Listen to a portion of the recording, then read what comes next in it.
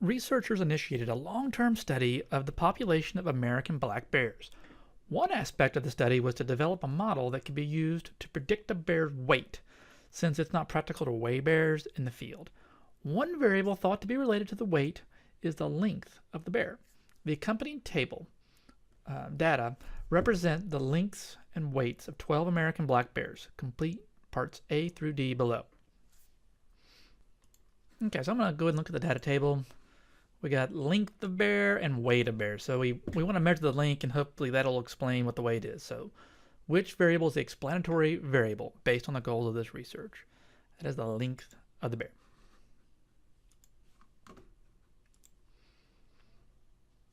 Okay, let me click out of that. Draw a scatter diagram of the data. Choose the correct graph below. Okay, so let's go ahead and click back on the data. I'm going to open this in StatCrunch. Okay, so I can go to graph and scatter plot. X is my length. My explanatory variable, response variable is the weight. And for now, I'm going to leave everything else the same. Okay, so that's what I'm looking at. Let's see if A looks anything like that. Okay, so let's eliminate a couple of these right off the bat, right? So we know if we look at our graph here, the length is my x-axis, weight is the y-axis, so we know it's not B. We can cross that one off. We can definitely tell that it's not D, right? We can see here as the length increases, the weight decreases. That doesn't make sense at all. If we had no data at all, we would know it's not that one. So that leaves me to compare A and C. So I'm going to make this a little bit bigger. Let's look at A. Okay, so if we notice here, so their scale is at 40, so ours is at 60, so that's okay. Looks like it goes up maybe by 20. And here we got one value at 60. There we go, one there. These are pretty level, aren't they? This one goes from here and then goes down. So it does not look like it's going to be A. Let's look at C and see how that one looks. Okay, here we have them right across from each other. That looks good. We got these two little dots here. Yeah, I think it's this one. I wish they would differentiate a little bit more on that, but that's what we got, so we go with that one.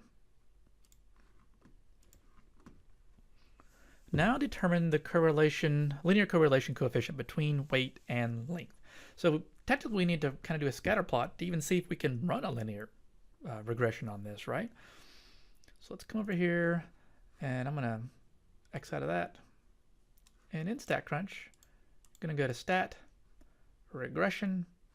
Let me move this away so you can see it. Regression, simple, linear. X is length, weight. And I kind of like to go ahead and put the graph on that, which is just this fitted line plot. And there's some other values here we could look at. I think we're going to do that in here, at least not at this point, not for this problem. So press compute. And here we go. So this is what generates. So there's a lot here, right? And once you do a few of these, they give you the same information every time, and you kind of learn where to look. So like in the next lesson, we'll look at the equation of the line.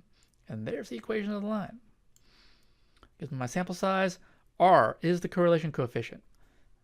So here it says round to 3 places, so 0.689. If it asks for R squared, this is called the coefficient determination. Most people don't call it that. They call it R squared. It is 0.474. And then we have some statistics here we'll look at here in a moment, maybe.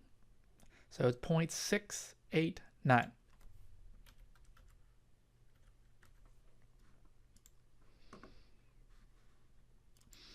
Okay, so now, normally if you're doing research, you actually have to come up with a sentence, but they kind of give you a pattern here. So our correlation coefficient, which is 0.689, is positive. That's obvious, right? The absolute value of the correlation coefficient, and then they want you to go ahead and put that in, is, now we need to compare it to the critical value. Now I'll be honest, we in practice, we're not going to use critical values. We're going to use the output from our table. But for this problem, using critical values, and there's something instructive here, I guess. So we have an n of 12. So is our r greater than 0.576? Yeah, it's greater than 0.576. So it will land in that critical region. So click on done. So it's greater than the critical value for this data set, and they want you to put that in 0.576. Hopefully that was right. So there is a positive linear relation exists between the weight of the bear and its length. A lot going on there. So while this question is complete, let me flip back over to the regression that we ran. Let's look at some of the outputs. So a quick little aside, why do they use the critical values here? So historically, these were done with tables, and we're moving away from tables to technology. Unfortunately, the biggest technology that students use now is the TI-8384 calculator, because we're in a classroom. Not all classrooms have computers, so the output, it's harder to get that this p-value output where they actually run a test. It'll do it, but it takes a little bit more work to run that for some reason. So they use the critical value method for problems like this. I'm pretty much turning to the technology. So for us, we're going to look at this ANOVA for the table. We get 0.0133. And so at the 0.05 level significance, that's definitely significant. That's pretty much what we're going to run here. They may not even mention that when we ran this. And so it would be significant. So there is a linear relationship with for this study.